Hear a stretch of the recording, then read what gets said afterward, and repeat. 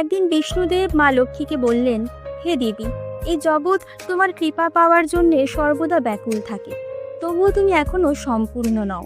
কারণ যতক্ষণ না কোনো নারী মা হয় ততক্ষণ সে পূর্ণতা অনুভব করতে পারে না। বিষ্ণুদেবের এই কথা শুনে মা লক্ষ্মীর মনে গভীর বেদনা জন্ম নেয়। আসলে পেছনে ছিল এক প্রাচীন ঘটনা।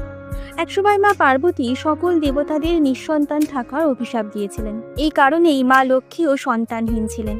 মা লক্ষ্মী তার এই কষ্টের কথা মা পার্বতীকে জানান এবং তাকে অনুরোধ করেন, আপনার 2 পুত্রের মধ্যে গণেশজিকে আমাকে দত্তক দিন। মা লক্ষ্মীর কষ্ট দেখে মা পার্বতী কাঁদতে কাঁদতে বলেন, তোমার মাতৃত্বের অভাব পূরণ করতে আমি আমার প্রিয় পুত্র গণেশকে তোমার কাছে দত্তক দিচ্ছি। সেই মুহূর্ত থেকেই গণেশজি মা লক্ষ্মীর দত্তক পুত্র হিসেবে বিবেচিত হন। কিন্তু লক্ষ্মী তো চঞ্চলা, অর্থাৎ তিনি নিজে এক জায়গায় স্থির থাকেন না। এ কারণেই মা পার্বতী চিন্তিত হয়ে পড়লেন। তিনি তখন একটি শর্ত দেন, লক্ষ্মী যেখানে যাবেন সেখানে গণেশও যাবেন, আর গণেশজির পূজা ছাড়া লক্ষ্মীর কৃপা কোনোদিনও সম্পূর্ণ হবে না। মা লক্ষ্মী শর্তে খুশি মনে সম্মতি দেন এবং আনন্দে গণেশজিকে আশীর্বাদ দেন, আজ থেকে আমার সঙ্গে সর্বপ্রথম তোমারও পূজা হবে, কারণ তুমি শুধু আমার পুত্রই নও, তুমি শুভ্রতা ও সমৃদ্ধির প্রতীক। সেই থেকে আজও লক্ষ্মীর পূজার আগে সর্বদা গণেশজির পূজা করা হয়, কারণ যেখানে গণেশ নেই সেখানে লক্ষ্মী